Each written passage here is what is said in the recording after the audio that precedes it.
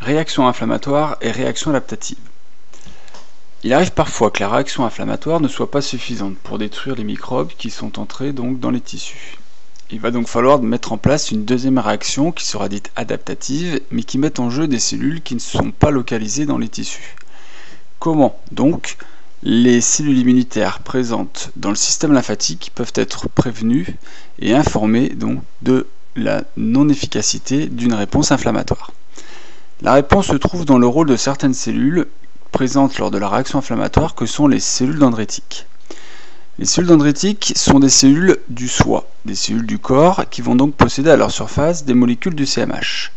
Ces molécules du CMH, comme on le voit sur cette image, sont fabriquées donc à l'intérieur de la cellule avant d'être présentées à la surface de la cellule. En même temps, ces cellules dendritiques, du fait de leur fonction de cellules sentinelles, sont capables, grâce à leur récepteur PPR, de reconnaître les molécules PAMP des bactéries.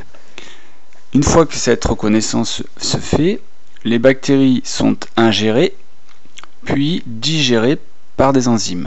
Il ne reste donc plus à l'intérieur des vésicules de cette cellule que des fragments de bactéries.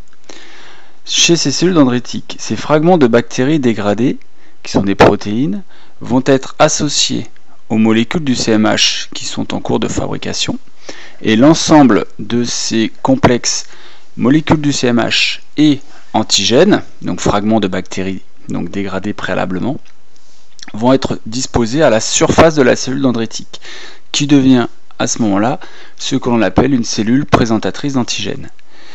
Ces cellules sont encore localisées au niveau des tissus. Il va donc falloir qu'elles se déplacent. Elles vont donc sortir de la zone de l'infection, passer par la voie sanguine pour rejoindre ensuite le système lymphatique, et on les retrouvera dans les ganglions lymphatiques où sont localisées justement toutes les autres cellules du système immunitaire qui vont intervenir dans un second temps, que sont les lymphocytes. On observe ainsi sur la photo de droite des cellules dendritiques qui, même si cela ne se voit pas en microscope électronique, présentent à leur surface donc des molécules du CMH associées à des antigènes bactériens ou viraux qui vont être présentés aux lymphocytes, permettant à ces derniers d'entrer en action.